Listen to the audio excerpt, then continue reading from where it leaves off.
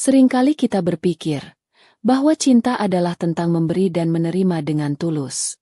Kita percaya pada janji manis dan tatapan mata yang meyakinkan, tanpa menyadari ada pisau tajam yang disembunyikan rapat di balik punggung orang tersayang. Mahar 1 miliar rupiah mungkin terdengar seperti mimpi indah yang menjadi nyata bagi banyak orang. Tapi apakah harga fantastis itu sebanding dengan hilangnya satu-satunya amanah orang tua yang paling berharga? Ketika ketulusan dibalas dengan tipu daya yang begitu rapi dan terencana, masihkah ada ruang di hati untuk memaafkan? Simak perjalanan pahit menyingkap tabir kepalsuan dalam kisah ini. Ayo kita mulai ceritanya. Suara ayam berkokok bersahutan memecah keheningan pagi di desa Karanganyar, sebuah desa pesisir yang tenang di mana nyiur kelapa melambai disapa angin laut selatan.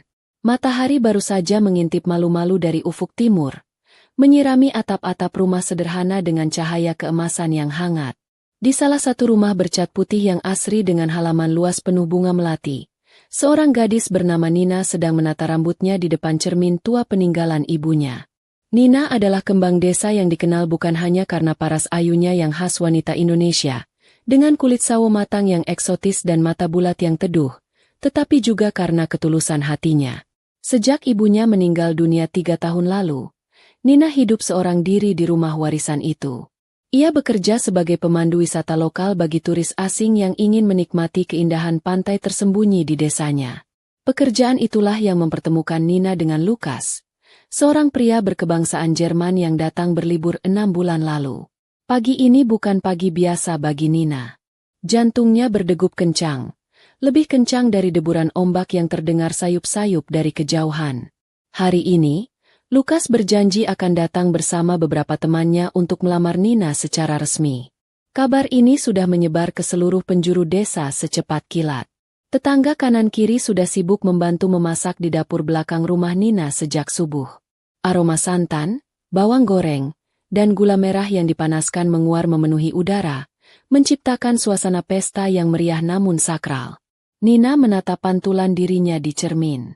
Ia mengenakan kebaya sederhana berwarna krem, warna kesukaan mendiang ibunya. Ia teringat percakapannya dengan Lukas seminggu yang lalu di tepi pantai saat matahari terbenam. Nina, aku tidak bisa hidup tanpamu.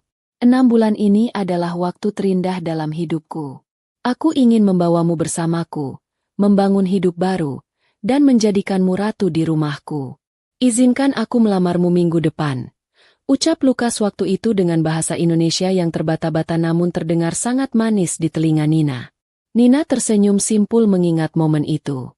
Namun, ada sedikit rasa cemas yang menyelusup di sudut hatinya. Nina tahu betul kondisi Lukas. Selama 6 bulan menjalin hubungan, Lukas sering bercerita tentang betapa sulitnya mencari pekerjaan tetap di Eropa saat ini. Lukas hanyalah seorang insinyur lepas yang sering mengeluh tentang biaya hidup yang tinggi. Bahkan, tak jarang Lukas meminjam uang receh kepada Nina untuk sekadar membeli rokok atau bensin motor sewaan, dengan alasan uang di rekening Jermannya sedang bermasalah atau belum bisa dicairkan. Nina tidak pernah keberatan, karena ia mencintai pria itu apa adanya, bukan karena hartanya. Nina, kau sudah siap, nak? Suara berat seorang laki-laki membuyarkan lamunan Nina. Itu adalah suara Paman Rusdi, kakak kandung dari mendiang ibu Nina. Paman Rusdi adalah satu-satunya wali yang Nina miliki sekarang. Pria parubaya itu masuk ruang tamu dengan mengenakan batik lengan panjang yang sedikit kebesaran dan peci hitam yang miring ke kiri. Wajahnya tampak berseri-seri, jauh lebih bahagia daripada biasanya. Sejak kematian ibu Nina, hubungan Nina dan Paman Rusdi sebenarnya tidak terlalu dekat. Paman Rusdi seringkali mendesak Nina untuk menjual rumah peninggalan ibunya dan membagi hasil penjualannya. Namun Nina selalu menolak dengan halus karena itu adalah satu-satunya kenangan yang ia punya. Iya, Paman. Nina sudah siap. Jawab Nina lembut sambil merapikan ujung kebayanya. Bagus. Hari ini adalah hari besar. Jangan sampai kau mempermalukan keluarga kita di depan tamu bule itu. Paman dengar dia akan membawa kejutan besar. Semoga saja dia benar-benar orang kaya seperti yang digunjingkan orang-orang di pasar. Ujar Paman Rusdi sambil terkekeh pelan. Matanya menyiratkan harapan akan keuntungan materi. Tidak lama kemudian, suara deru mobil terdengar mendekat. Bukan hanya satu, Tapi iring-iringan 3 mobil mewah berwarna hitam mengkilap berhenti tepat di depan pagar rumah Nina. Warga desa yang penasaran langsung berkerumun, berdesak-desakan ingin melihat sosok calon suami Nina yang katanya seperti pangeran dari negeri dongeng itu. Pintu mobil paling depan terbuka. Turunlah Lukas dengan setelan jas abu-abu yang sangat rapi. Kontras dengan penampilannya sehari-hari yang biasanya hanya memakai kaos oblong dan celana pendek. Rambut pirangnya disisir rapi ke belakang, dan wajahnya yang tampan tampak bersinar di bawah terik matahari pagi. Ia tersenyum lebar, memamerkan deretan giginya yang putih bersih. Di belakangnya, 2 orang pria asing lainnya turun membawa beberapa bingkisan besar yang dibungkus kain sutra merah. Namun, yang membuat semua orang menahan napas adalah benda yang dibawa oleh Lukas sendiri. Di tangannya, ia memegang sebuah kotak kaca bening berukuran cukup besar. Di dalam kotak itu, tersusun rapi tumpukan uang kertas berwarna merah. Uang pecahan Rp100.000 yang masih baru, diikat rapi, dan disusun membentuk piramida yang megah. Suasana hening seketika. Hembusan angin seolah berhenti. Mata semua orang, mulai dari anak kecil hingga orang tua, tertuju pada kotak kaca itu. Paman Rusdi yang berdiri di samping Nina terbelalak. Mulutnya sedikit terbuka, seakan tak percaya dengan apa yang ia lihat. Nina sendiri terpaku di ambang pintu. Tangannya gemetar memegang kusen kayu. Ia tidak pernah membayangkan Lukas akan membawa sesuatu yang semewah ini. Lukas berjalan perlahan mendekati Nina. Langkahnya tegap dan penuh percaya diri. Ia berhenti tepat di hadapan Nina dan Paman Rusdi, lalu berlutut dengan satu kaki. Ia mengangkat kotak kaca berisi uang itu sedikit lebih tinggi. Nina, dan Bapak Rusdi sebagai wali, ucap Lukas dengan suara lantang yang terdengar jelas oleh semua orang. Saya, Lukas, datang dengan niat tulus untuk meminta Nina menjadi istri saya. Sebagai bukti keseriusan dan penghormatan saya kepada wanita yang sangat saya cintai, saya membawa mahar berupa uang tunai sebesar Rp1 miliar. Kalimat itu bagaikan petir di siang bolong. Teriakan kekaguman dan bisik-bisik tetangga langsung berdengung keras seperti lebah. 1 miliar? Masya Allah, banyak sekali. Seru seorang ibu tetangga. Beruntung sekali si Nina, dapat bule ganteng, kaya raya pula. Sahut yang lain. Paman Rusdi yang sedari tadi bengong, langsung tersadar. Wajahnya berubah menjadi sangat ramah, bahkan berlebihan. Ia buru-buru maju dan menyambut tangan Lukas, membantunya berdiri. Alhamdulillah, alhamdulillah. Tentu saja, Nak Lukas. Tentu saja kami menerima niat baik ini. Mari, mari masuk. Jangan berlutut di tanah berdebu begini, kata Paman Rusdi dengan nada suara yang dibuat sehalus mungkin. Matanya tak lepas memandang tumpukan uang di dalam kotak kaca itu. Prosesi lamaran berjalan dengan sangat lancar dan meriah. Lukas menceritakan kepada keluarga besar Nina bahwa uang itu adalah hasil tabungannya selama bertahun-tahun bekerja keras sebagai insinyur senior di sebuah perusahaan otomotif ternama di Jerman. Ia mengaku sengaja hidup hemat selama di Indonesia dan sering meminjam uang pada Nina hanya untuk menguji ketulusan hati Nina. Aku ingin mencari wanita yang mencintaiku apa adanya, bukan karena uangku. Dan Nina, kamu telah membuktikannya. Kamu tetap bersamaku saat aku tidak punya apa-apa di sini. Karena itu, kamu pantas mendapatkan segalanya. Ujar Lukas di hadapan para tamu, membuat Nina meneteskan air mata haru. Nina merasa seperti sedang terbang di awan. Kata-kata Lukas begitu manis dan menyentuh hati.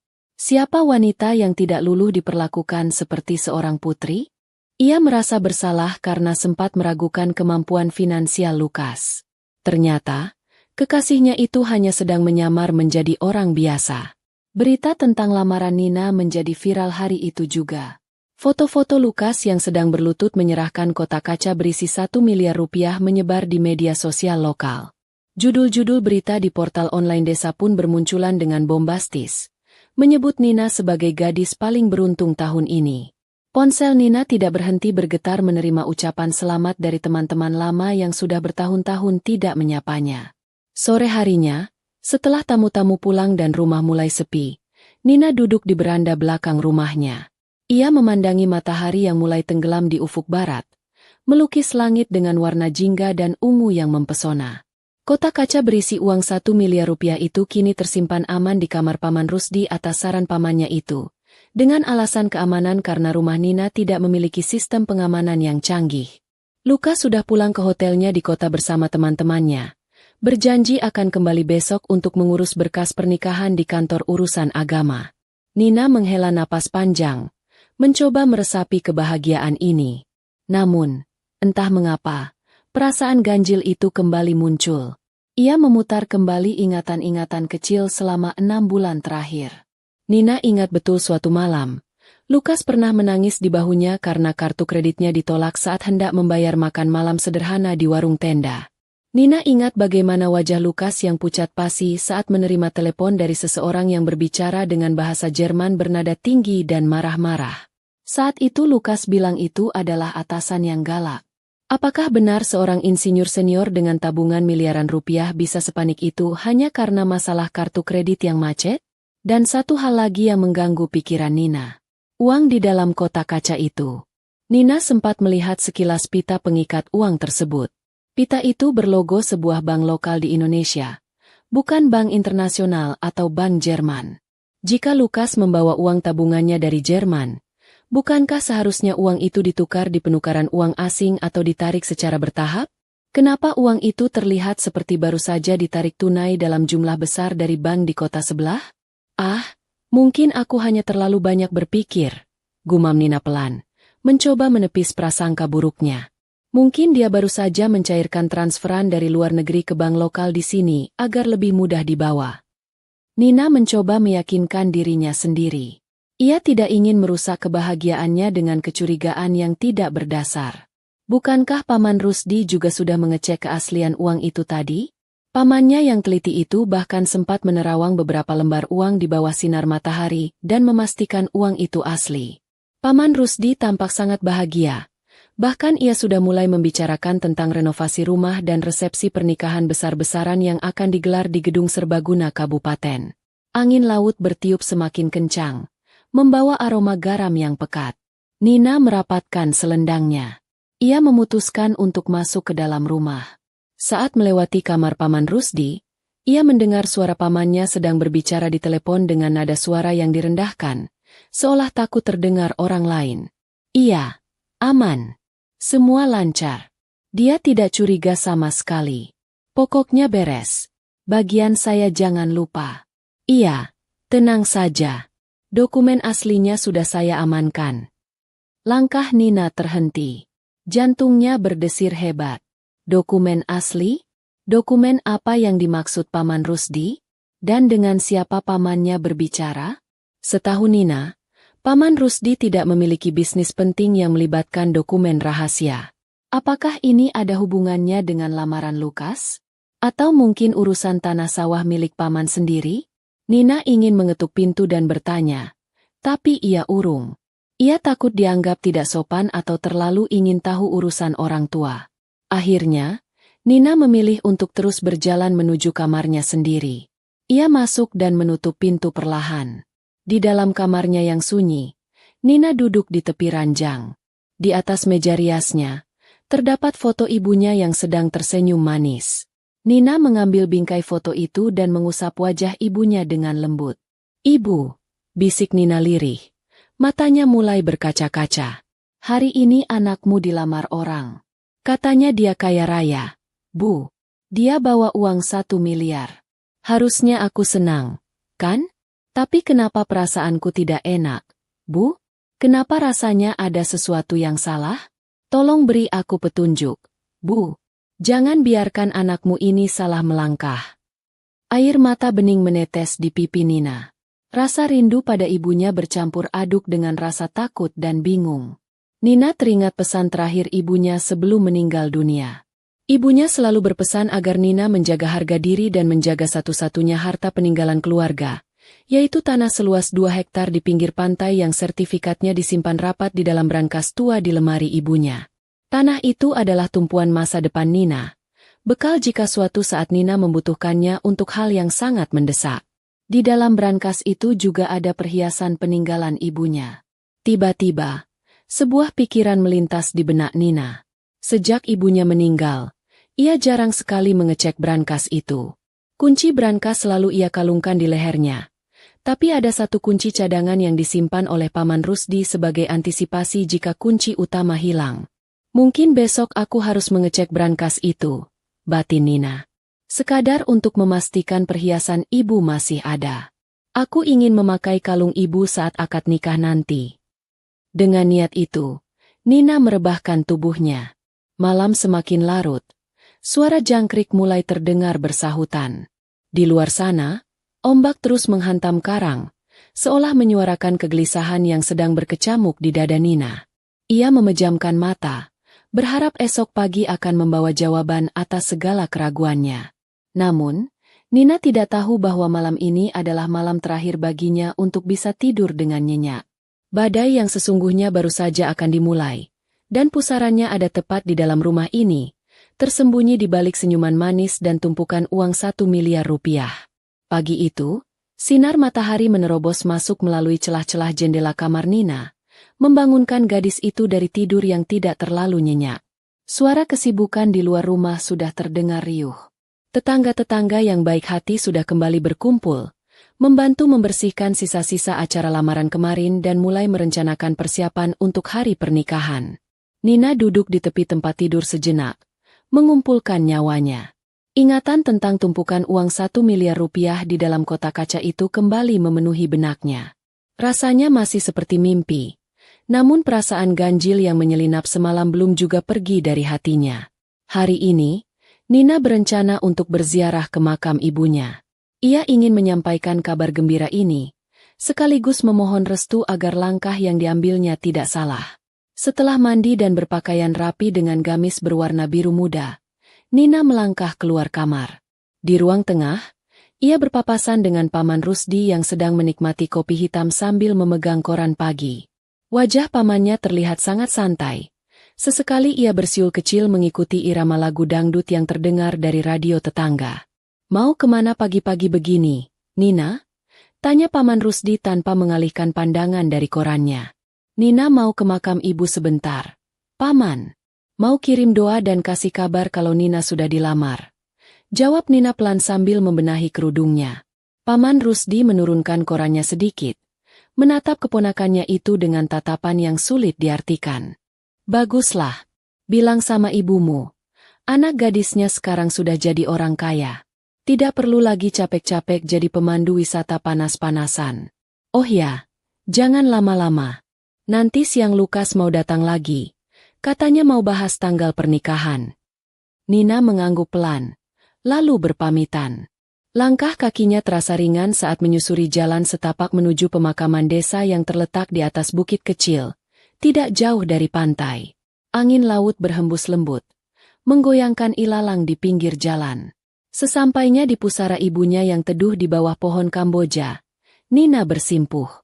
Ia membersihkan daun-daun kering yang berserakan di atas gundukan tanah itu, lalu menaburkan bunga mawar yang ia petik dari halaman rumah. "Ibu, Nina datang," bisiknya lirih. Suaranya bergetar menahan tangis. "Nina sudah dilamar, Bu. Namanya Lukas. Dia baik, tampan, dan katanya sangat mapan. Tapi kenapa hati Nina rasanya tidak tenang ya, Bu?" Nina takut. Nina kangen ibu. Kalau ada ibu, pasti ibu bisa menilai apakah Lukas orang yang tepat atau bukan. Nina memejamkan mata, membiarkan air matanya mengalir membasahi pipi. Ia berdoa dengan khusyuk, menumpahkan segala kerinduan dan kegelisahannya kepada Sang Pencipta. Setelah merasa sedikit lega, Nina teringat sesuatu. Ia ingin memakai perhiasan peninggalan ibunya saat akad nikah nanti. Sebuah kalung emas tua dengan liontin bermata hijau zamrud yang sangat disukai ibunya. Kalung itu, beserta surat-surat berharga lainnya, tersimpan rapi di dalam brankas besi tua yang ada di lemari pakaian di kamar mendiang ibunya. Dengan semangat baru, Nina beranjak pulang. Sesampainya di rumah, suasana semakin ramai. Beberapa ibu-ibu sedang memotong sayuran di teras samping. Nina menyapa mereka dengan ramah, lalu langsung menuju kamar ibunya yang selama ini selalu ia jaga kebersihannya meski tidak ada yang menempati. Kamar itu masih wangi, Aroma khas bedak dingin yang sering dipakai ibunya masih tercium samar-samar. Nina membuka lemari kayu jati yang kokoh itu, menyibakkan beberapa helai baju batik lama yang tergantung rapi. Di bagian paling bawah, tersembunyi di balik tumpukan kain jarik, terdapat sebuah brankas besi kecil berwarna abu-abu kusam. Nina meraba lehernya, menarik keluar kalung tali hitam tempat ia menggantungkan kunci kecil brankas tersebut. Kunci itu tidak pernah lepas dari lehernya sejak ibunya meninggal. Dengan hati-hati, ia memasukkan anak kunci ke lubangnya dan memutarnya perlahan. Terdengar bunyi klik pelan, menandakan mekanisme kunci terbuka. Jantung Nina berdegup sedikit lebih kencang saat ia menarik pintu brankas yang berat itu. Di dalamnya, ia melihat kotak beludru merah tempat perhiasan ibunya. Nina membukanya, dan tersenyum lega melihat kalung emas berliontin zamrud itu masih ada di sana, berkilau indah meski minim cahaya. Ia mengelus liontin itu dengan sayang. Namun, senyum Nina perlahan memudar saat matanya beralih ke tumpukan dokumen di samping kotak perhiasan. Biasanya, di bawah tumpukan akta kelahiran dan kartu keluarga, terdapat sebuah map plastik tebal berwarna biru. Map itu berisi sertifikat tanah warisan ibunya. Tanah seluas 2 hektar di pinggir pantai yang sangat strategis. Tanah itu adalah aset paling berharga yang dimiliki keluarga mereka, yang selalu dipesan ibunya untuk dijaga baik-baik dan tidak boleh dijual kecuali dalam keadaan hidup dan mati. Tangan Nina gemetar saat ia mengangkat akta kelahiran dan dokumen lainnya. Map biru itu tidak ada. Napernya seakan berhenti. Ia mengaduk-aduk isi brankas dengan panik. Ia mengeluarkan semua isinya, meletakkannya di lantai. BPKB motor lama ayahnya ada. Surat nikah orang tuanya ada. Ijazah sekolah Nina ada. Tapi sertifikat tanah itu lenyap. Tidak mungkin, desis Nina. Keringat dingin mulai bercucuran di pelipisnya. Aku tidak pernah memindahkannya. Terakhir kali aku melihatnya bulan lalu saat membersihkan lemari ini. Map itu masih ada di sana.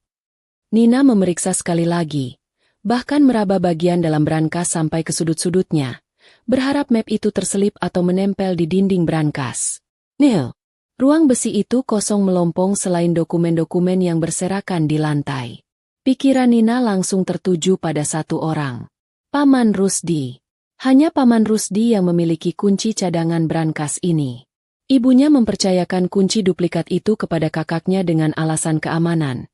Jika sewaktu-waktu Nina kehilangan kuncinya.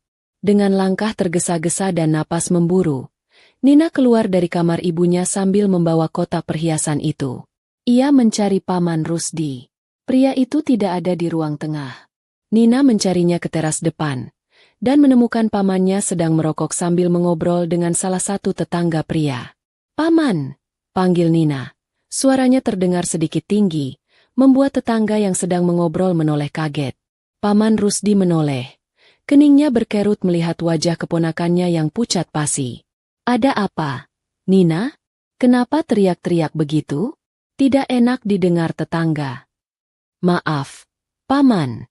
Tapi ini penting, kata Nina, berusaha menekan emosinya. Bisa kita bicara sebentar di dalam? Hanya berdua. Paman Rusdi tampak enggan. Ia mematikan rokoknya di asbak dengan gerakan lambat. Ya sudah, mari masuk. Mereka berdua masuk ke ruang tamu. Nina memastikan tidak ada orang lain di sekitar mereka sebelum bertanya. Paman, sertifikat tanah ibu di mana? Tanya Nina langsung ke inti masalah. Matanya menatap tajam ke mata pamannya. Paman Rusdi tampak tersentak sedikit. Namun dengan cepat ia menguasai diri. Ia memasang wajah bingung yang dibuat-buat. Sertifikat tanah? Maksudmu tanah yang di pantai itu? Ya di brankaslah. Di mana lagi? Kan kamu yang pegang kuncinya. Tidak ada, Paman. Sergah Nina. Suaranya mulai bergetar. Aku baru saja membukanya. Semua dokumen lain ada. Perhiasan ibu juga ada. Tapi sertifikat tanah itu hilang. Map birunya tidak ada sama sekali. Paman Rusdi menggaruk kepalanya yang tidak gatal. Matanya bergerak gelisah, menghindari tatapan Nina. Waduh, kok bisa hilang? Kamu lupa taruh kali. Nina, coba cari lagi yang teliti. Mungkin terselip di antara baju-baju atau jatuh di belakang lemari. Tidak mungkin lupa taruh. Paman, aku tidak pernah mengeluarkannya dari brankas. Tidak pernah, tegas Nina. Paman punya kunci cadangannya, kan?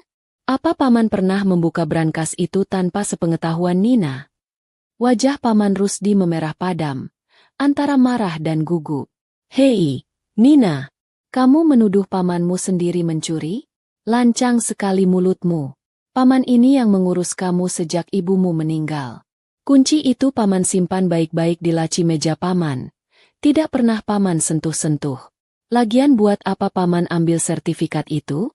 Tanah itu kan atas nama ibumu. Mau dijual juga susah kalau tidak ada tanda tangan ahli warisnya, yaitu kamu. Argumen Paman Rusdi terdengar masuk akal di telinga Nina. Namun gestur tubuhnya mengatakan hal lain.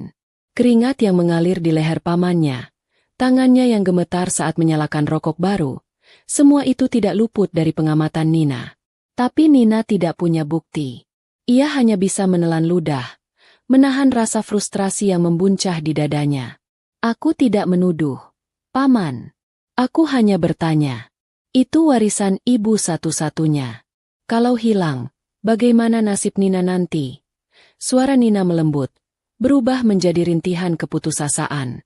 Melihat Nina mulai melunak, Paman Rusdi kembali bersikap manis. Ia menepuk-nepuk bahu Nina dengan kaku. Sudahlah, jangan panik dulu. Nanti kita cari sama-sama pelan-pelan.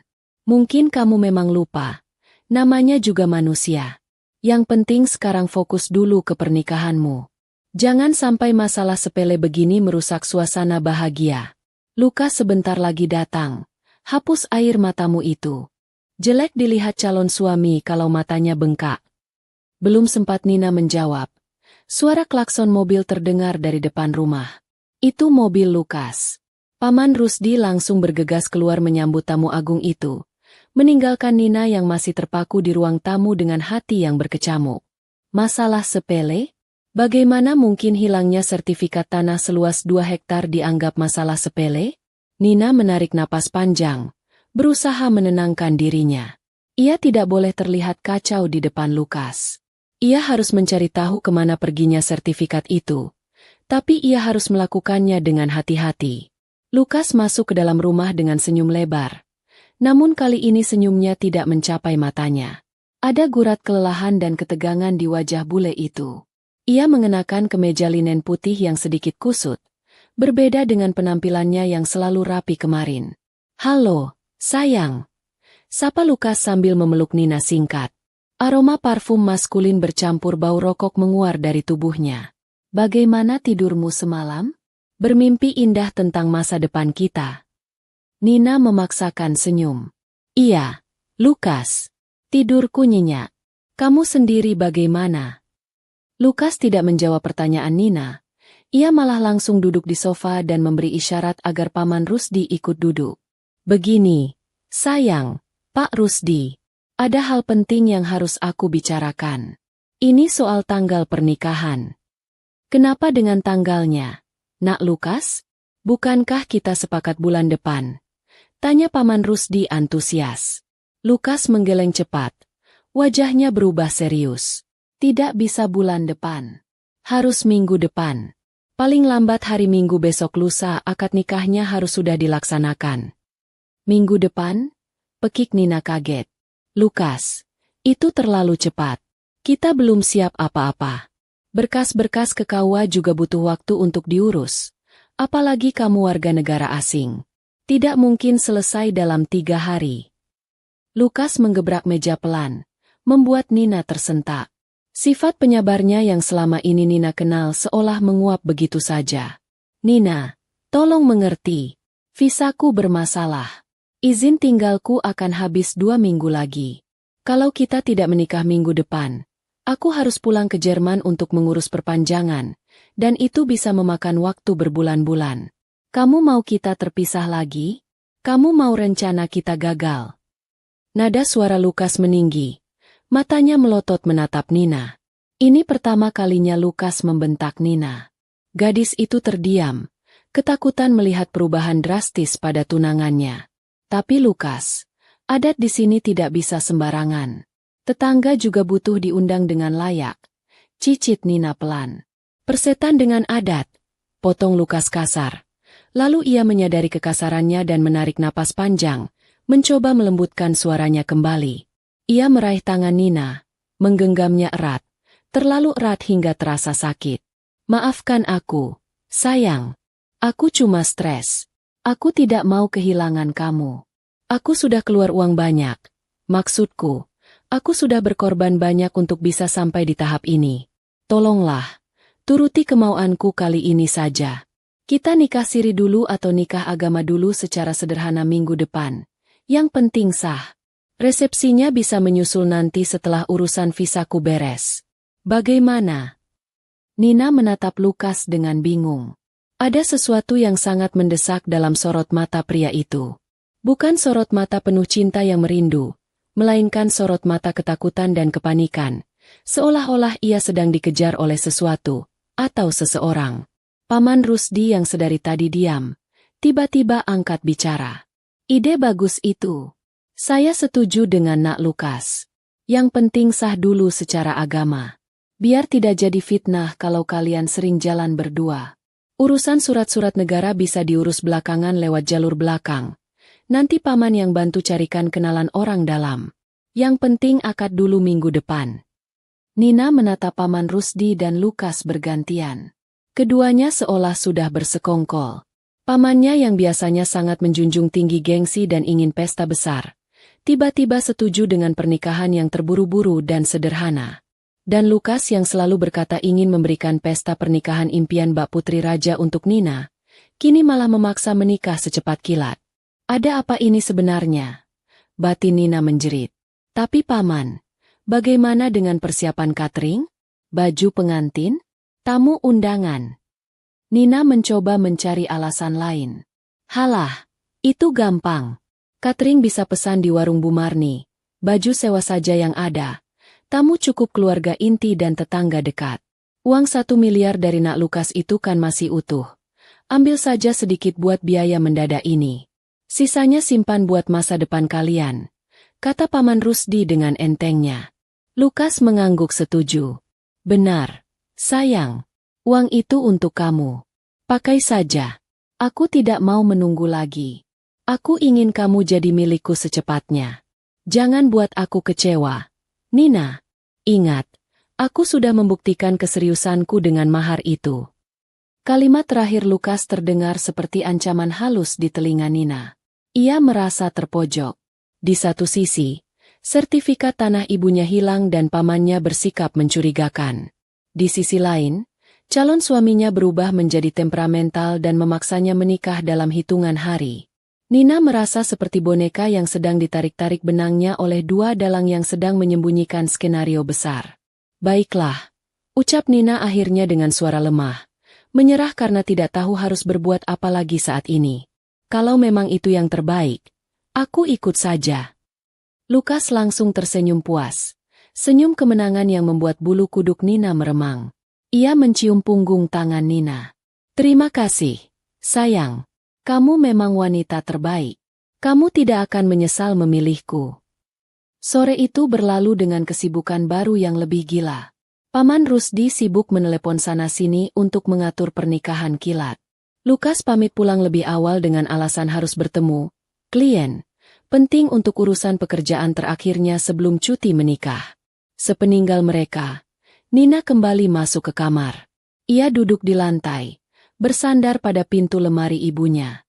Ia memeluk lutut, menatap kosong ke arah jendela.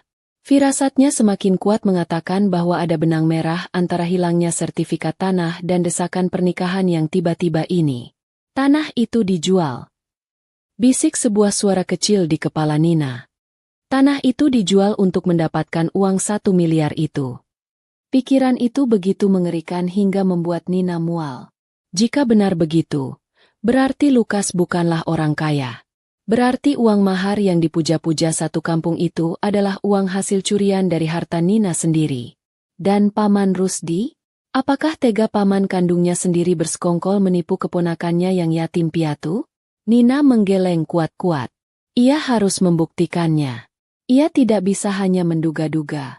Jika ia menuduh tanpa bukti, ia yang akan dianggap gila atau tidak tahu diuntung. Aku harus ke kantor BPN, gumam Nina. Matanya menyala dengan tekad baru. Besok pagi-pagi sekali, aku harus ke kota. Aku harus mengecek status tanah ibu di Badan Pertanahan Nasional. Hanya di sana aku bisa mendapatkan jawaban pasti. Di luar, langit mulai gelap. Awan mendung bergulung-gulung menutupi bulan. Seolah alam pun tahu bahwa ada badai kebohongan yang sedang menyelimuti rumah itu. Nina bangkit berdiri, menghapus sisa air matanya. Gadis desa yang lugu itu kini mulai menyadari bahwa ia sedang berada di tengah permainan ular berbisa, dan ia harus menjadi lebih cerdik jika tidak ingin mati terlilit. Esok hari akan menjadi penentuan. Nina bersumpah demi arwah ibunya. Ia akan membongkar kebenaran ini, sepahit apapun rasanya. Kabut tipis masih menyelimuti jalanan desa ketika Nina mengendap-endap keluar dari rumahnya. Jam di dinding ruang tengah baru menunjukkan pukul 5 pagi. Suara dengkuran halus Paman Rusdi masih terdengar dari kamarnya yang pintunya sedikit terbuka. Dengan jantung berdebar kencang, Nina menyalakan motor matik tuanya di ujung jalan agar suaranya tidak membangunkan seisi rumah. Ia meninggalkan secari kertas di atas meja makan, berpesan bahwa ia harus pergi ke pasar kota untuk membeli kain tambahan dan pernak-pernik souvenir yang kurang untuk persiapan akad nikah. Sebuah kebohongan kecil yang terpaksa ia buat demi mengungkap kebohongan besar yang sedang mengepung hidupnya. Perjalanan menuju pusat kota memakan waktu hampir 2 jam. Angin pagi yang dingin menusuk tulang, namun tidak sebanding dengan rasa dingin yang menjalar di hati Nina. Sepanjang jalan, pikirannya melayang pada tanah warisan ibunya. Tanah itu bukan sekadar hamparan pasir dan pohon kelapa. Tanah itu adalah saksi bisu perjuangan ibunya membesarkan Nina seorang diri setelah ayahnya meninggal. Ibunya selalu berkata bahwa tanah itu adalah jaminan hidup Nina, benteng terakhir jika dunia tidak berpihak pada mereka.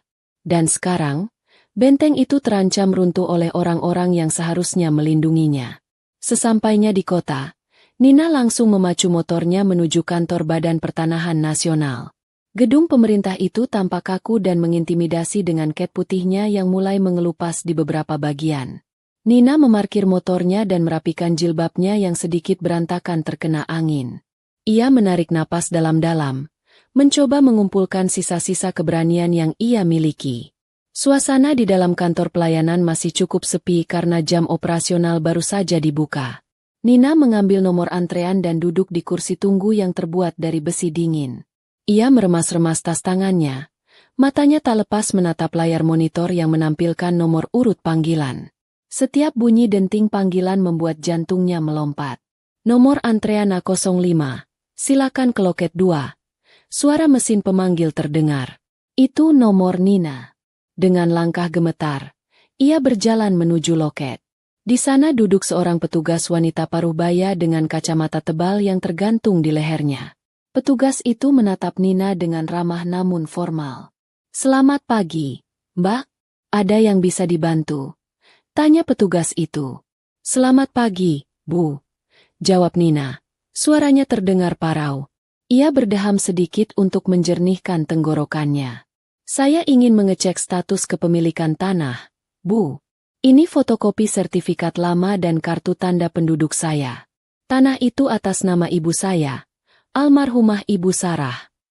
Nina menyerahkan selembar kertas fotokopi sertifikat tanah yang untungnya pernah ia simpan di dalam dompetnya sebagai arsip pribadi, terpisah dari dokumen asli yang hilang di brankas. Petugas itu menerima berkas tersebut dan mulai mengetikkan nomor identifikasi tanah di komputernya. Detik demi detik berlalu dalam keheningan yang menyiksa. Hanya suara ketikan keyboard yang terdengar, seolah menghitung mundur waktu menuju kehancuran harapan Nina. Petugas itu mengernyitkan dahi, lalu membetulkan letak kacamatanya. Ia menatap layar komputer dengan saksama, lalu beralih menatap Nina dengan tatapan bingung. "Mbak Nina, maaf sebelumnya. Apakah Mbak yakin tanah ini masih atas nama Ibu Sarah?" tanya petugas itu hati-hati. "Yakin, Bu. Sangat yakin. Belum pernah ada proses jual beli atau balik nama. Ibu saya sudah meninggal 3 tahun lalu, dan saya adalah ahli waris tunggalnya," jawab Nina tegas, Meski hatinya mulai mencelos melihat ekspresi petugas itu. Petugas itu memutar layar monitornya sedikit agar Nina tidak bisa melihat. Lalu berkata dengan nada menyesal. Data di sistem kami menunjukkan bahwa status tanah ini sudah berubah. Mbak, tanah ini sudah beralih kepemilikan sejak 2 minggu yang lalu. Dunia Nina serasa berputar. Lututnya lemas seketika. Ia harus berpegangan pada pinggiran meja loket agar tidak ambruk. Apa? Beralih kepemilikan? Maksud ibu sudah dijual? Tapi siapa yang menjual? Saya tidak pernah menandatangani apapun. Di sini tercatat tanah tersebut sudah dibeli oleh PT Indah Permai Development, sebuah perusahaan pengembang properti villa. Proses balik namanya dilakukan berdasarkan akta jual beli yang dibuat di hadapan notaris Bapak Hartono di Jalan Merpati nomor 21. Jelas petugas itu sambil menunjuk data di layar.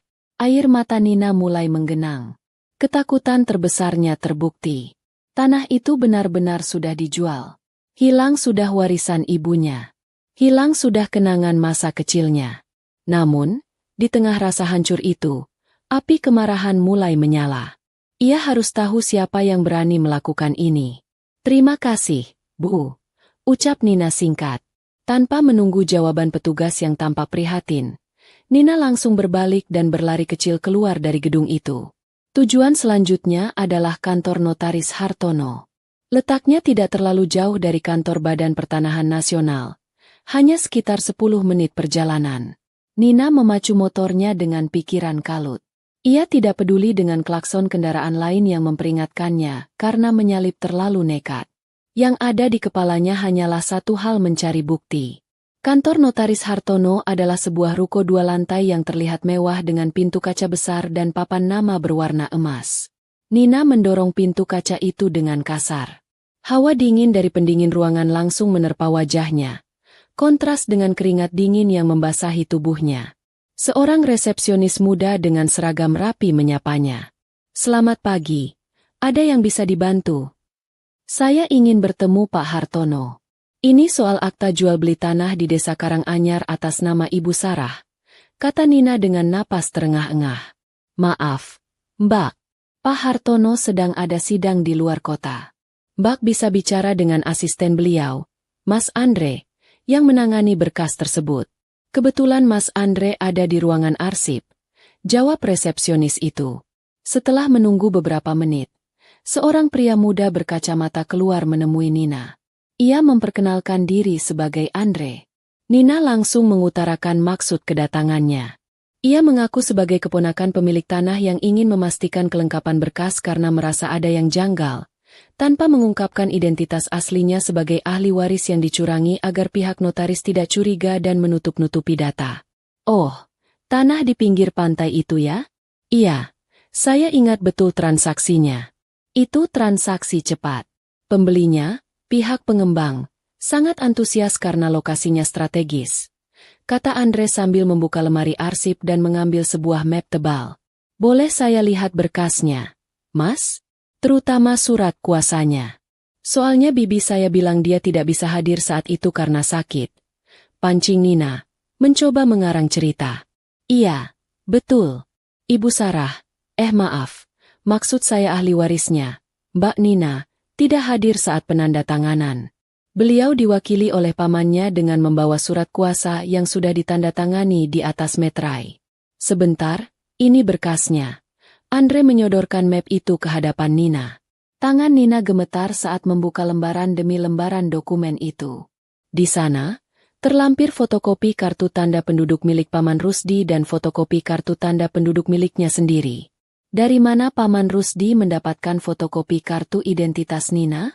Ah, Nina ingat. Bulan lalu Paman Rusdi pernah meminjam kartu identitasnya dengan alasan untuk pendataan bantuan desa. Ternyata itu semua sudah direncanakan sejak lama. Mata Nina terbelalak saat melihat lembar surat kuasa menjual. Di bagian bawah surat itu, tertera tanda tangan atas nama Nina. Tanda tangan itu terlihat sangat mirip. Namun ada sedikit goresan yang kaku di bagian ujungnya. Itu bukan tanda tangan Nina. Itu tanda tangan palsu. Mas Andre. Suara Nina bergetar menahan amarah. Siapa yang datang membawa berkas ini saat transaksi? Andre tampak berpikir sejenak, mengingat-ingat kejadian 2 minggu lalu. Waktu itu yang datang 2 orang laki-laki. Satu bapak-bapak paruh baya, orang lokal, badannya agak gemuk, pakai peci hitam. Dialah yang mengaku sebagai paman dari pemilik tanah dan membawa semua dokumen asli, termasuk sertifikat tanah. Deskripsi itu 100% cocok dengan Paman Rusdi. Dan satu lagi, desak Nina. Satu lagi pria asing, bule, tinggi, besar, rambut pirang. Dia tampan sekali, seperti model. Dia ikut mendampingi bapak itu. Kalau tidak salah, dia yang banyak bicara dengan pihak pembeli, seolah-olah dia yang menjadi perantara utamanya. Dia bicara bahasa Indonesia tapi logatnya masih kaku. Pihak pengembang sepertinya sangat percaya pada bule itu. Lanjut Andre. Lukas. Itu pasti Lukas. Dada Nina terasa sesak. Seolah ada batu besar yang menghimpit paru-parunya. Jadi benar. Lukas dan Paman Rusdi bekerja sama. Lukas menggunakan pesona dan status orang asingnya untuk meyakinkan pembeli. Sementara Paman Rusdi menyediakan akses ke dokumen legal dan memalsukan tanda tangan Nina. Berapa harga tanah ini dijual, Mas? Tanya Nina pelan. Nyaris tak terdengar. 1.200.000.000 rupiah. Itu harga yang tercantum di akta. Pembayarannya dilakukan secara transfer sebagian, dan tunai sebagian atas permintaan penjual. Jawab Andre polos. Nina memejamkan mata. 1.200.000.000. Padahal harga pasaran tanah di daerah itu bisa mencapai 3–4 miliar rupiah. Mereka menjualnya dengan harga murah demi mendapatkan uang tunai secepatnya. Uang 1.200.000.000 rupiah. 1 miliar dipakai Lukas untuk melamar Nina agar terlihat kaya raya. Dan sisanya? Sisanya pasti masuk ke kantong Paman Rusdi dan Lukas sebagai uang saku. Betapa kejamnya skenario ini. Lukas melamar Nina menggunakan uang hasil curian dari Nina sendiri. Pria itu ingin menikahi Nina bukan karena cinta, tapi mungkin untuk mengamankan posisinya agar Nina tidak bisa menuntut di kemudian hari jika pencurian ini terbongkar. Jika mereka sudah menikah, harta istri menjadi harta bersama dalam persepsi Lukas yang licik. Atau mungkin ia punya rencana yang lebih jahat lagi setelah menikah nanti. Mbak? Mbak tidak apa-apa? Wajah Mbak pucat sekali. Tegur Andre cemas melihat Nina yang terdiam kaku. Nina membuka matanya. Sorot matanya kini berbeda. Tidak ada lagi keraguan. Tidak ada lagi kesedihan. Yang ada hanyalah tatapan dingin seorang wanita yang hatinya telah dikhianati dengan cara yang paling brutal. Saya tidak apa-apa, Mas. Terima kasih banyak informasinya. Boleh saya minta fotokopi dokumen surat kuasa dan akta jual beli ini? Untuk arsip keluarga. Pinta Nina dengan nada datar namun tegas. Oh, tentu boleh. Sebentar saya fotokopikan. Sambil menunggu Andre memfotokopi bukti kejahatan itu, Nina mengepal tangannya erat-erat hingga kukunya memutih. Ia tidak akan melabrak mereka sekarang. Itu terlalu mudah bagi mereka. Jika Nina pulang dan marah-marah sekarang, Paman Rusdi dan Lukas pasti akan mengelak, memutarbalikan fakta, atau bahkan kabur membawa sisa uang dan dokumen lainnya. Nina butuh lebih dari sekadar fotokopi surat palsu. Ia butuh bukti aliran dana. Ia butuh bukti fisik uang itu ada di tangan mereka. Nina teringat kotak kaca berisi uang 1 miliar itu. Uang itu masih ada di rumahnya, di kamar Paman Rusdi. Dan ia juga harus mencari tahu kemana sisa uang 200 juta rupiah itu pergi. Ia harus membongkar kedok Lukas yang mengaku insinyur kaya raya itu. Ini fotokopinya, Mbak. Andre kembali menyerahkan beberapa lembar kertas.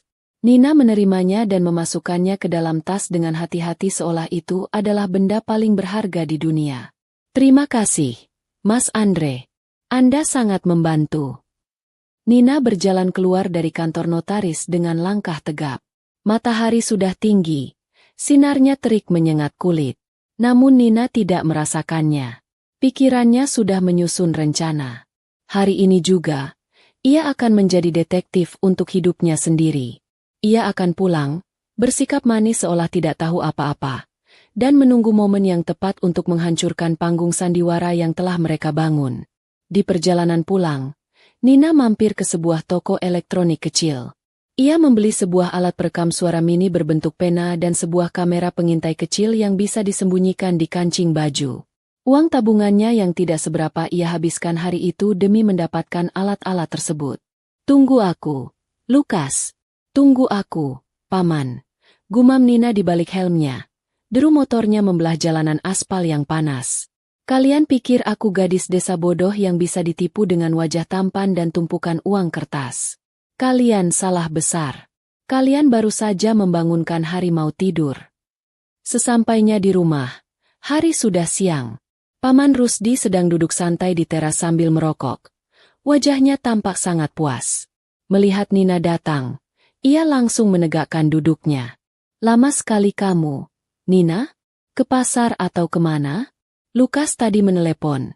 Katanya dia mau datang nanti malam untuk makan malam bersama. Dia minta dimasakkan opor ayam kesukaannya, kata Paman Rusdi dengan nada memerintah. Nina memarkir motornya, lalu tersenyum manis. Senyum paling palsu yang pernah ia buat seumur hidupnya. Maaf, Paman. Tadi di pasar ramai sekali.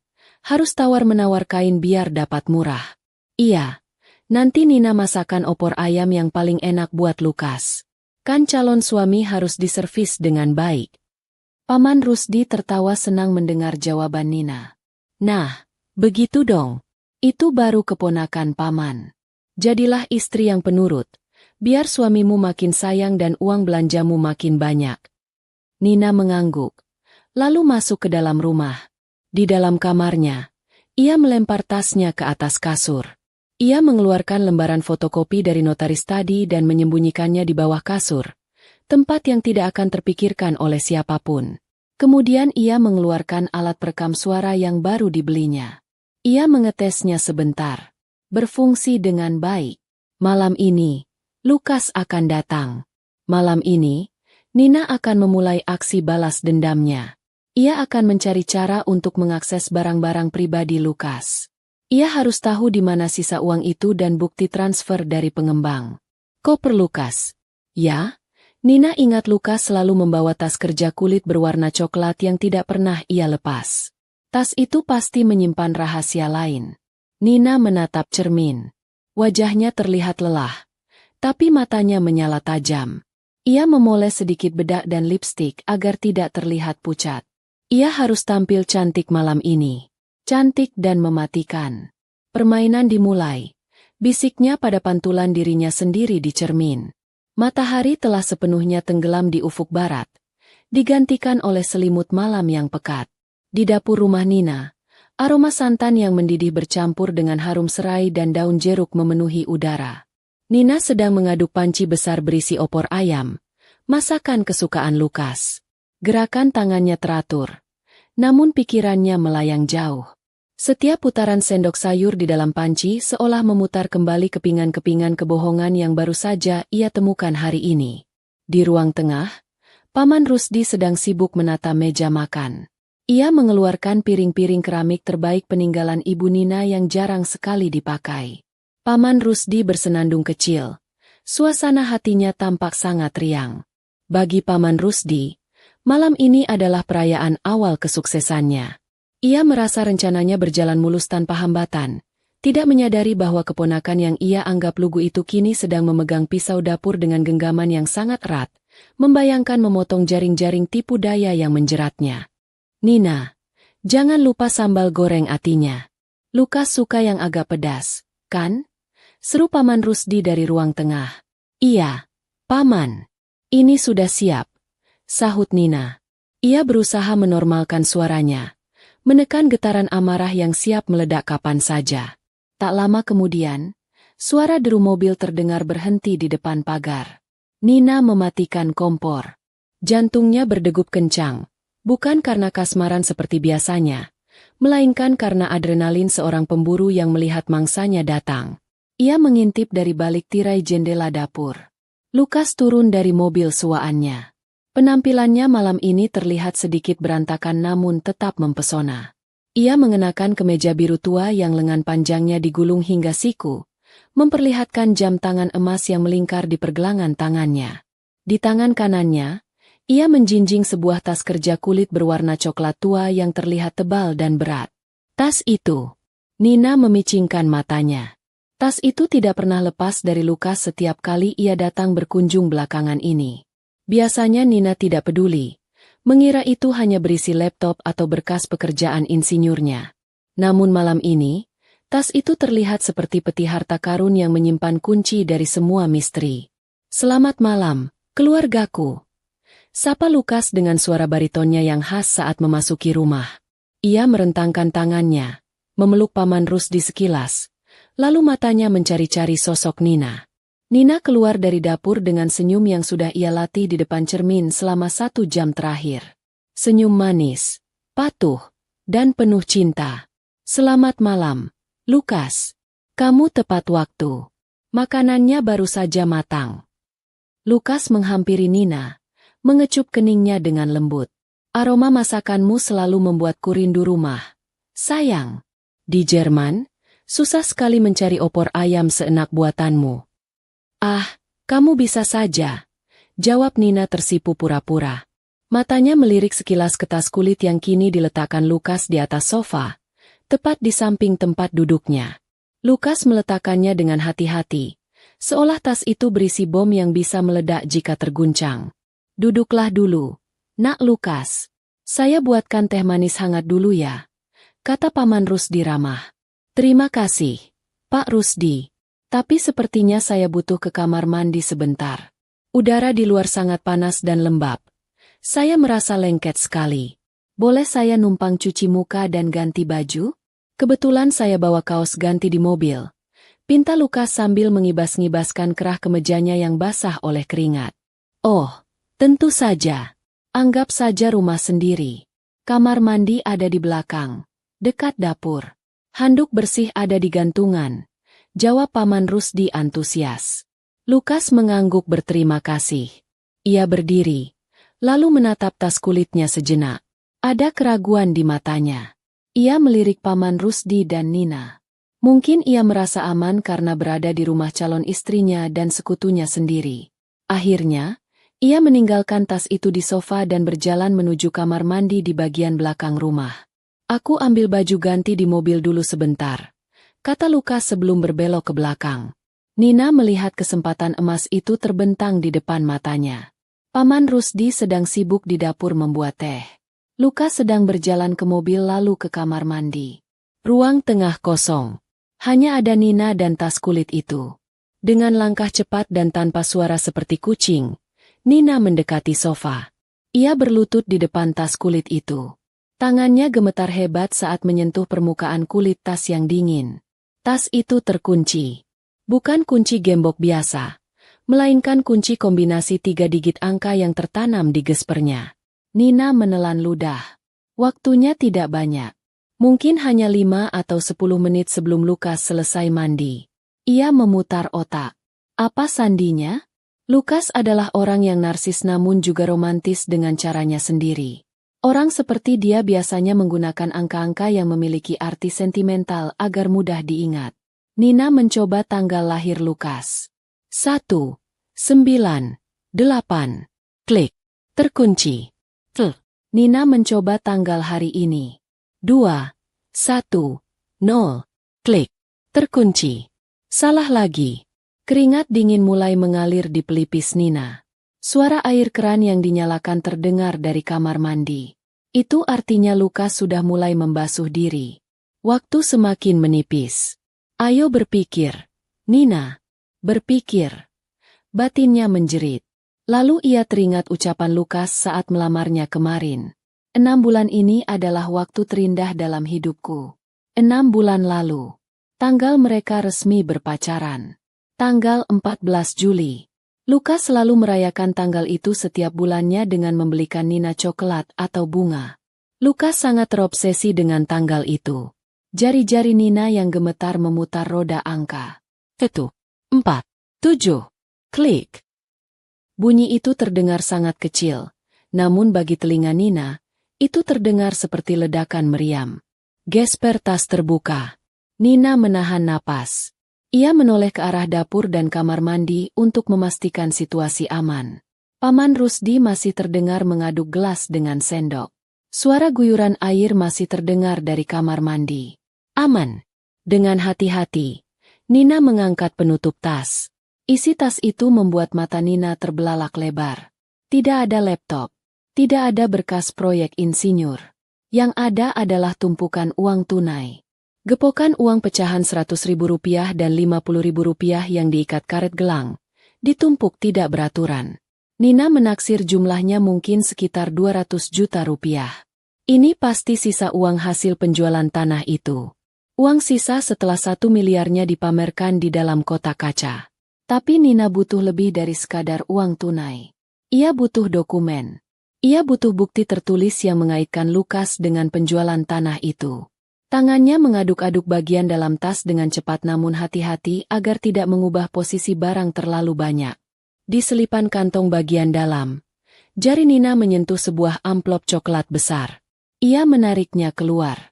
Di sudut amplop itu terdapat logo perusahaan yang familiar. PT Indah Permai Development. Jantung Nina seakan berhenti berdetak. Ia membuka amplop itu. Di dalamnya terdapat salinan surat perjanjian jual beli tanah. Di sana tertulis jelas nama penjual, Sarah, diwakili oleh Rusdi berdasarkan surat kuasa, dan nama pembeli, PT Indah Permai Development. Dan di lembar berikutnya, terdapat bukti tanda terima pembayaran tahap pertama sebesar Rp1.200.000.000 yang ditransfer ke rekening bank lokal atas nama Lukas Muller. Ya Allah! Desis Nina. Tubuhnya lemas seketika. Semua teka-teki itu kini terjawab sudah dengan gamblang. Tidak ada lagi keraguan. Tidak ada lagi prasangka. Ini adalah fakta hitam di atas putih. Paman Rusdi menjual tanah ibunya, dan uangnya ditransfer ke rekening Lukas. Lukas kemudian menarik tunai uang itu, memasukkan 1 miliar ke dalam kotak kaca sebagai mahar untuk menipu Nina, dan menyimpan sisanya di dalam tas ini. Kejahatan yang sangat rapi, sangat terencana, dan sangat menyakitkan. Nina melirik jam dinding. Sudah 5 menit berlalu. Ia harus bergegas. Ia merogoh saku gamisnya, mengeluarkan ponsel pintarnya. Dengan tangan yang masih gemetar, ia memotret semua dokumen itu. Ia memotret bukti transfer, memotret surat perjanjian, dan memotret tumpukan uang di dalam tas. Ia memastikan setiap foto terlihat jelas dan bisa terbaca. Setelah selesai memotret, Nina memasukkan kembali dokumen-dokumen itu ke dalam amplop dan menyelipkannya kembali ke tempat semula. Ia merapikan posisi tumpukan uang agar terlihat seperti tidak pernah disentuh. Lalu, ia menutup tas itu dan memutar acak kembali kode angkanya. Klik. Tas terkunci kembali. Nina bangkit berdiri. Lututnya terasa goyah. Ia segera duduk di kursi ruang tamu, mengambil majalah bekas yang ada di meja, dan berpura-pura membacanya. Napasnya masih memburu. Ia berusaha mengatur napas, menghirup udara dalam-dalam dan menghembuskannya perlahan lewat mulut. Tenang, Nina. Tenang. Kamu sudah pegang kartunya. Sekarang tinggal mainkan permainannya. Bisiknya pada diri sendiri. Tepat saat Nina berhasil menormalkan napasnya, pintu kamar mandi terbuka. Lukas keluar dengan wajah segar, rambutnya basah disisir ke belakang, dan ia sudah berganti mengenakan kaos polo berwarna putih bersih. Ah, segar sekali! Seru Lukas sambil mengusap lehernya dengan handuk kecil. Ia berjalan menuju ruang tengah, matanya langsung tertuju pada tas kulitnya di sofa. Nina menahan napas. Apakah Lukas curiga? Apakah posisi tasnya bergeser sedikit? Lukas menatap tas itu sejenak, lalu tersenyum pada Nina. Tidak ada tanda-tanda kecurigaan. Ia duduk kembali di samping tasnya, lalu menepuk tas itu pelan seolah menyapa kawan lama. Maaf lama ya, sayang. Air di sini segar sekali. Aku jadi betah mandi lama-lama, kata Lukas santai. Paman Rusdi datang membawa nampan berisi 3 gelas teh manis hangat. Nah, ini dia tehnya. Mari diminum dulu. Nak Lukas, segar ini, gula batunya asli. Terima kasih, Pak Rusdi. Anda memang calon mertua terbaik. Puji Lukas sambil menyeruput tehnya. Mereka pun berpindah ke meja makan. Hidangan opor ayam, sambal goreng ati, dan kerupuk udang sudah tersaji menggoda. Namun bagi Nina, makanan itu terlihat hambar. Ia merasa mual melihat dua laki-laki di hadapannya ini makan dengan lahap sambil tertawa-tawa di atas penderitaannya. Di sela-sela makan malam, Nina mulai melancarkan serangan halusnya. Ia menyalakan alat perekam suara berbentuk pena yang ia selipkan di saku gamisnya sebelum duduk. "Lukas," panggil Nina lembut sambil menuangkan air putih ke gelas Lukas. "Aku penasaran deh. Kamu kan insinyur hebat di Jerman.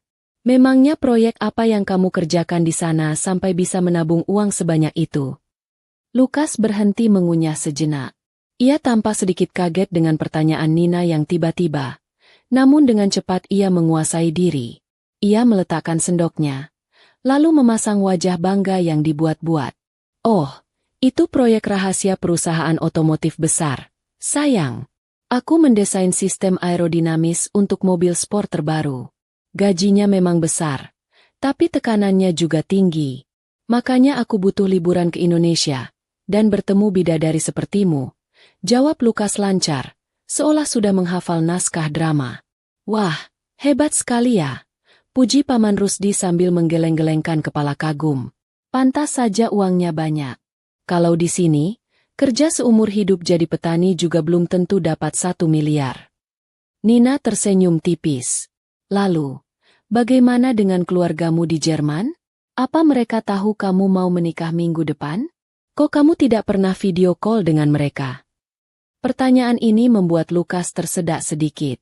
Ia buru-buru minum air putih. Wajahnya memerah. Ya, tentu saja mereka tahu. Ibuku sangat senang. Tapi, ya, kamu tahu kan perbedaan waktu antara Indonesia dan Jerman. Susah sekali mencari waktu yang pas. Lagi pula ibuku sudah tua. Dia gaptek, tidak bisa pakai smartphone canggih." Kebohongan lagi. Nina tahu Lukas pernah bercerita di awal perkenalan mereka bahwa ibunya adalah dosen universitas yang aktif di media sosial. Sekarang tiba-tiba ibunya jadi gaptek? Lukas mulai lupa dengan kebohongannya sendiri. "Sayang sekali ya," kata Nina dengan nada sedih yang dibuat-buat. "Padahal aku ingin sekali menyapa beliau. Meminta restu langsung." "Nanti saja, sayang. Nanti setelah kita menikah, aku akan bawa kamu ke Jerman. Kita akan kunjungi ibu di sana. Dia pasti langsung jatuh cinta padamu," janji Lukas dengan manis. Janji kosong yang tidak akan pernah ditepati. Paman Rusdi yang sudah selesai makan, mulai menyalakan rokoknya. Asap rokok mengepul di ruangan itu, menambah sesak dada Nina. "Ngomong-ngomong, Nak Lukas, soal pernikahan minggu depan. Itu kan butuh biaya tambahan untuk sewa tenda dan lain-lain karena mendadak. Apa tidak sebaiknya kita pakai uang yang ada di tas Nak Lukas itu? Saya lihat tadi tasnya berat. Sepertinya bawa uang tunai lagi ya." Paman Rusdi berkata dengan nada bercanda namun matanya menatap tajam ke tas kulit di sofa ruang tamu. Sifat serakahnya tidak bisa disembunyikan. Ia sepertinya tahu bahwa Lukas masih memegang sisa uang hasil penjualan tanah, dan ia ingin bagiannya lagi. Lukas tertawa canggung. Ia melirik tasnya dengan waspada. "Ah, Pak Rusdi bisa saja. Itu cuma dokumen pekerjaan dan sedikit uang operasional. Tapi tenang saja, untuk biaya pernikahan, besok saya transfer lagi ke rekening Bapak. Jangan khawatir." "Nah, itu baru mantap," seru Paman Rusdi puas. Nina hanya dia mendengarkan percakapan dua penjahat itu. Di dalam hatinya, ia mencatat setiap kata, setiap kebohongan, dan setiap kesepakatan kotor yang tersirat. Rekaman di sakunya terus berputar, merekam bukti demi bukti yang akan menjadi senjata pamungkasnya nanti. Makan malam pun selesai. Lukas berpamitan pulang karena sudah larut malam. "Terima kasih untuk makan malamnya. Sayang, masakanmu juara. Aku makin tidak sabar menunggu hari Minggu besok," kata Lukas sambil menggenggam tangan Nina di teras rumah. Nina menatap mata biru Lukas. Dulu ia melihat samudra cinta di sana. Sekarang, ia hanya melihat kolam keruh penuh lumpur kebohongan. "Aku juga tidak sabar, Lukas," jawab Nina pelan, namun dengan makna yang jauh berbeda. Ia tidak sabar untuk mengakhiri sandiwara ini. Ia tidak sabar untuk melihat wajah Lukas saat topengnya ditarik paksa di depan umum. Istirahatlah. Jaga kesehatan. Jangan sampai sakit pas hari H. Pesan Lukas sebelum masuk ke mobilnya. Nina mengangguk. Ia melambaikan tangan saat mobil Lukas melaju pergi meninggalkan pekarangan rumahnya, membawa serta tas berisi uang hasil penjualan tanah ibunya. Sepeninggal Lukas, Nina masuk ke kamarnya dan mengunci pintu rapat-rapat. Paman Rusdi sudah masuk ke kamarnya sendiri. Mungkin sedang menghitung kalkulasi keuntungan yang akan ia dapatkan. Nina duduk di tepi ranjang. Tubuhnya terasa lelah luar biasa, seolah baru saja lari maraton puluhan kilometer. Ia mengeluarkan ponselnya, membuka galeri foto. Foto-foto dokumen perjanjian jual-beli dan tumpukan uang itu terpampang jelas di layar. Bukti yang tak terbantahkan. Lalu ia memutar ulang rekaman suara di alat perekam penanya. Suara Lukas yang mengakui tentang uang di tas. Suara Paman Rusdi yang meminta bagian. Semua terekam jernih. Air mata Nina menetes satu persatu. Bukan air mata cengeng, tapi air mata kepedihan seorang anak yang gagal menjaga amanah ibunya. Maafkan Nina, Ibu. Isaknya pelan sambil memeluk lutut. Tanah ibu sudah mereka jual. Tapi Nina janji, Bu. Nina tidak akan membiarkan mereka menikmati uang itu. Nina akan rebut kembali apa yang menjadi hak ibu. Nina akan buat mereka membayar setiap rupiah yang mereka curi dengan harga diri mereka. Malam itu, Nina tidak bisa tidur. Ia menghabiskan waktu dengan menyusun rencana untuk hari pernikahan nanti. Ia akan membiarkan persiapan berjalan lancar. Ia akan membiarkan tenda dipasang, janur kuning melengkung, dan tamu undangan datang. Ia akan membiarkan Lukas dan Paman Rusdi merasa di atas angin, merasa bahwa mereka telah menang telak. Dan tepat di saat mereka merasa paling tinggi, Nina akan menjatuhkan mereka ke dasar jurang yang paling dalam. Hari Minggu yang dinanti-nantikan itu akhirnya tiba. Matahari bersinar terik di langit desa Karanganyar, seolah ingin menyaksikan drama besar yang akan segera tergelar. Tenda biru besar telah terpasang megah di halaman rumah Nina. Janur kuning melengkung indah di pintu masuk gang, menyambut para tamu undangan yang mulai berdatangan sejak pagi. Suara musik gending Jawa mengalun lembut dari pengeras suara, menciptakan suasana sakral namun meriah. Aroma bunga melati bercampur dengan aroma masakan catering yang menggugah selera memenuhi udara. Di dalam kamarnya yang telah disulap menjadi ruang rias pengantin, Nina duduk diam di depan cermin. Seorang prias pengantin sedang sibuk memoleskan bedak di wajahnya. Nina mengenakan kebaya putih bersih bertabur payet berkilauan, dipadukan dengan kain batik sidomukti yang melambangkan harapan akan kebahagiaan. Di kepalanya, terpasang hiasan bunga melati yang harum semerbak. Ia terlihat sangat cantik, bagaikan seorang putri keraton. Mbak Nina cantik sekali hari ini, puji sang pria sambil merapikan letak sunting di kepala Nina. Pasti Mas Bule itu nanti pangling melihatnya. Beruntung sekali ya Mbak, dapat jodoh orang jauh, ganteng, kaya raya pula. Seperti cerita di sinetron saja. Nina hanya tersenyum tipis, senyum yang tidak menyentuh matanya. Di balik riasan tebal itu, wajahnya datar dan dingin. Jantungnya berdetak stabil, tidak ada lagi rasa gugup atau takut seperti hari-hari sebelumnya. Hari ini, ia bukan hanya seorang pengantin. Ia adalah seorang hakim yang akan menjatuhkan vonis. Di luar kamar, suara riuh rendah tamu undangan terdengar semakin ramai. Nina bisa mendengar suara tawa Paman Rusdi yang menggelegar, menyapa setiap tamu dengan penuh kebanggaan. Pamannya itu pasti merasa sedang berada di puncak kejayaan. Dalam bayangan Paman Rusdi, setelah akad nikah ini selesai, ia akan bebas menikmati bagian uang hasil penjualan tanah itu tanpa ada yang curiga. Pengantin pria sudah datang. Seru seseorang dari luar. Suara rebana ditabuh bertalu-talu menyambut kedatangan rombongan mempelai pria. Nina menarik napas panjang, lalu menghembuskannya perlahan. Ia berdiri, menatap pantulan dirinya sekali lagi di cermin. Ibu, doakan Nina. Hari ini Nina akan ambil kembali hak ibu, bisiknya lirih. Nina dibimbing keluar kamar oleh dua orang sepupunya. Langkahnya anggun dan pelan menuju meja akad nikah yang telah disiapkan di tengah ruangan. Semua mata tertuju padanya. Decak kagum terdengar dari para tamu. Di seberang meja, Lukas sudah duduk menunggunya. Lukas terlihat sangat tampan dengan setelan jas putih yang senada dengan kebaya Nina, dipadukan dengan peci nasional yang membuatnya terlihat sedikit unik namun gagah. Wajahnya berseri-seri, senyum kemenangan terukir jelas di bibirnya.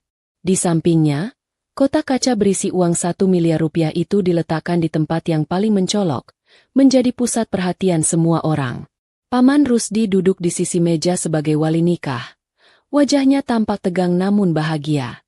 Di hadapan mereka, duduk Bapak Penghulu dari kantor urusan agama yang sedang memeriksa berkas-berkas pernikahan.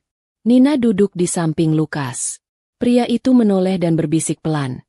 "Kamu cantik sekali, sayang. Sebentar lagi, kamu akan jadi milikku selamanya. Dan semua harta ini akan jadi milik kita." Nina tidak menjawab. Ia hanya menatap lurus ke depan, ke arah penghulu. Acara dimulai dengan pembacaan ayat suci Al-Quran, diikuti dengan khotbah nikah yang menyentuh hati. Bapak Penghulu mengingatkan tentang pentingnya kejujuran dan keterbukaan dalam berumah tangga. Ironi dari nasihat itu membuat sudut bibir Nina berkedut sinis. "Baiklah, mari kita mulai prosesi akad nikah," kata Bapak Penghulu sambil membetulkan letak kacamatanya. Ia menjabat tangan Lukas dan tangan Paman Rusdi untuk memulai ikrar suci. Paman Rusdi menarik napas panjang, bersiap mengucapkan kalimat ijab. "Saudara Lukas Muller bin." "Tunggu." Suara Nina memotong tajam, menghentikan kalimat Paman Rusdi. Semua orang terkejut. Hening seketika menyergap ruangan itu. Musik gending dihentikan. Semua mata menatap Nina dengan bingung. Lukas menoleh dengan kening berkerut. "Ada apa, Nina? Kenapa berhenti?" bisik Paman Rusdi panik. "Jangan bikin malu." Nina berdiri perlahan dari kursinya. Ia mengambil mikrofon yang ada di meja akad. Tangannya menggenggam mikrofon itu dengan kuat. Tatapannya menyapu seluruh tamu undangan, lalu berhenti tepat di wajah Lukas dan Paman Rusdi. "Mohon maaf kepada Bapak Penghulu, para saksi, dan seluruh tamu undangan." Suara Nina terdengar lantang dan tenang melalui pengeras suara, bergetar sedikit karena menahan emosi yang meluap.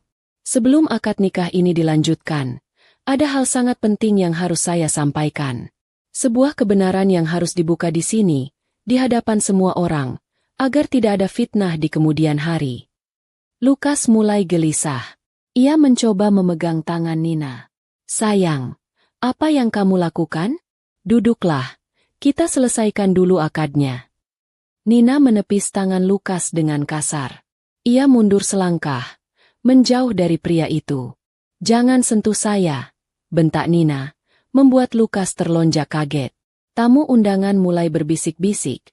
Suasana menjadi tegang. "Pernikahan ini tidak bisa dilanjutkan," lanjut Nina tegas. "Karena pria ini, Lukas Muller, dan wali nikah saya, Paman Rusdi, adalah penipu." "Nina, jaga mulutmu. Kamu kesurupannya?" teriak Paman Rusdi. Wajahnya memerah padam karena marah dan malu. Ia hendak berdiri, namun Nina mengangkat tangannya, memberi isyarat untuk diam. "Saya punya bukti," seru Nina. Nina mengeluarkan sebuah amplop coklat dari balik selendangnya. Ia juga mengeluarkan ponselnya yang sudah terhubung dengan pengeras suara melalui kabel yang diam-diam ia siapkan sebelumnya bersama salah satu operator suara tetangganya yang ia mintai tolong pagi tadi. Semua orang di sini kagum melihat uang 1 miliar rupiah di dalam kotak kaca itu, kata Nina sambil menunjuk kotak mahar. "Kalian semua berpikir Lukas adalah orang kaya dari Jerman yang dermawan. Tapi tahukah kalian dari mana uang itu berasal?" Nina membuka amplop itu dan mengeluarkan lembaran fotokopi besar yang sudah diperbesar agar bisa dilihat orang banyak. "Uang itu bukan uang Lukas. Uang itu adalah uang saya. Uang warisan ibu saya," teriak Nina. Air matanya mulai menetes namun suaranya tetap garang. "Lukas dan Paman Rusdi telah bersekongkol mencuri sertifikat tanah warisan ibu saya dari brankas rumah ini. Mereka memalsukan tanda tangan saya, menjual tanah itu diam-diam kepada pengembang 2 minggu yang lalu seharga 1 miliar 200 juta rupiah. Suara riuh gemuruh langsung pecah di antara tamu undangan. Tetangga-tetangga saling pandang, Terkejut bukan main. Bohong. Itu fitnah. Teriak Lukas dengan bahasa Indonesia yang tiba-tiba menjadi sangat lancar karena panik. Wajah tampannya berubah menjadi bengis. Dia gila. Dia stres karena mau menikah. Fitnah. Nina tersenyum sinis. Ia menekan tombol putar di ponselnya. Terdengarlah rekaman suara percakapan makan malam tadi malam ke seluruh penjuru ruangan melalui pengeras suara yang besar. Itu cuma dokumen pekerjaan dan sedikit uang operasional. Tapi tenang saja, untuk biaya pernikahan, besok saya transfer lagi ke rekening Bapak. Suara Lukas terdengar jelas. Saya lihat tadi tasnya berat. Sepertinya bawa uang tunai lagi ya? Asal bagian saya aman. Beres. Suara Paman Rusdi menyahut. Wajah Paman Rusdi pucat pasi seketika. Seputih kain kafan. Lututnya lemas. Ia terduduk kembali di kursinya. Lukas ternganga. Matanya liar mencari jalan keluar. Itu suara kalian tadi malam, kan? Tanya Nina dingin. Dan ini, bukti transfer dari PT Indah Permai Development ke rekening Lukas Muller.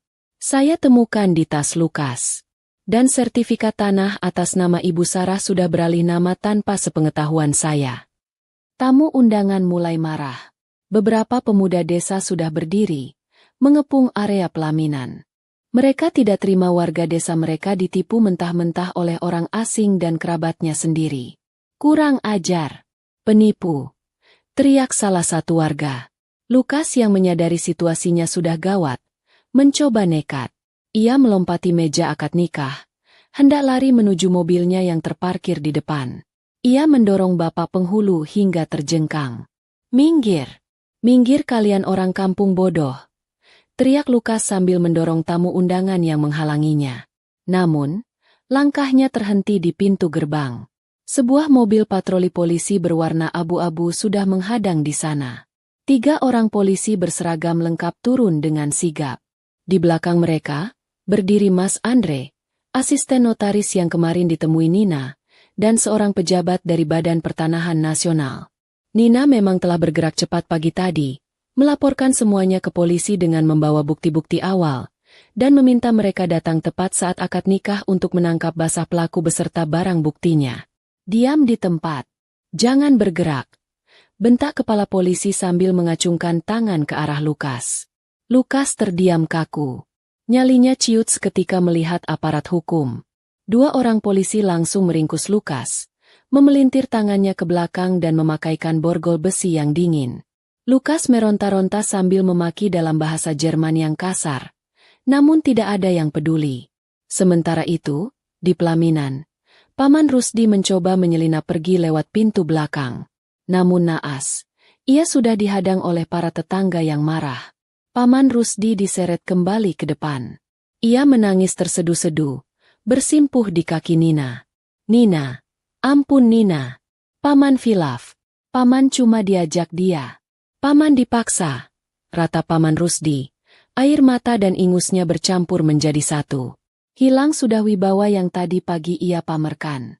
Nina menatap pamannya dengan tatapan nanar. Ada rasa sakit yang mendalam di dadanya melihat saudara kandung ibunya menjadi serendah ini demi uang. Paman tidak dipaksa. Paman serakah. Ucap Nina pelan namun menusuk. Paman tega menjual satu-satunya peninggalan ibu. Paman tega menipu keponakan sendiri. Biarkan hukum yang mengurus Paman. Polisi kemudian membawa Paman Rusdi, memborgolnya dan menggiringnya ke mobil patroli bersama Lukas. Kotak kaca berisi uang 1 miliar rupiah itu juga disita polisi sebagai barang bukti, beserta tas kulit Lukas yang berisi sisa uang. Pesta pernikahan itu berubah menjadi tontonan penangkapan yang dramatis. Bapak penghulu menggeleng-gelengkan kepala sambil membereskan berkasnya. Tamu undangan masih terpaku di tempat, antara kaget dan kagum dengan keberanian Nina. Setelah mobil polisi pergi membawa para penjahat itu, suasana perlahan menjadi tenang. Nina masih berdiri di sana, sendirian di tengah dekorasi pesta yang kini terasa hampa. Ia melepas hiasan bunga melati di kepalanya dan meletakkannya di meja. Seorang ibu tetangga mendekat, memeluk Nina erat. Sabar ya, Nak Nina. Kamu hebat. Kamu wanita kuat. Untung kamu tidak jadi menikah dengan penjahat itu. Nina membalas pelukan itu, dan pertahanannya pun runtuh. Ia menangis. Bukan tangisan sedih karena batal menikah, melainkan tangisan pelepasan beban yang selama 2 hari ini menghimpit dadanya begitu kuat. Ia menangis karena berhasil menyelamatkan harga dirinya dan amanah ibunya, meski harus melalui cara yang sangat menyakitkan. 3 bulan kemudian, sore yang cerah di pantai desa Karanganyar. Ombak bergulung pelan, memecah di bibir pantai yang berpasir putih. Nina duduk di atas sebuah batang pohon kelapa yang tumbang, memandang laut lepas. Angin laut membelai wajahnya yang kini terlihat lebih segar dan tenang, tanpa beban. Kasus penipuan itu telah diproses di pengadilan. Lukas dan Paman Rusdi telah divonis penjara atas tindakan penipuan dan penggelapan. Karena bukti-bukti yang Nina berikan sangat kuat, proses hukum berjalan lancar. Akta jual beli tanah yang dilakukan dengan tanda tangan palsu dinyatakan batal demi hukum oleh pengadilan. Tanah warisan Ibu Nina telah kembali ke tangannya.